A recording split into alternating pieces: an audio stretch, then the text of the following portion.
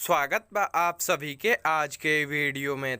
आज के ये स्पेशल रिपोर्ट बा भोजपुरी के पावर स्टार पवन सिंह और प्रियंका सिंह के ओर से। आप सभी के बता दी कि पवन सिंह के आप सभी के बीच में बहुत ही शानदार और ज़बरदस्त गाना आवे वाला बा, जौना गाना के नाम बा राजस्थानी घाघरा। ये गाना के गौले बाड़े पावर स्टार पवन सिंह जी और प्रियंका सिंह जी।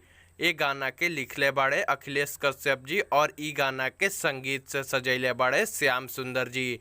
आप लोग के बता दी कि ये गाना के भोजपुरिया दर्शक लोग काफ़ी बेसब्री से इंतजार कर रहल बा और ई गाना के लेके आप सब खातिर बहुत बड़का खुशखबरी बा।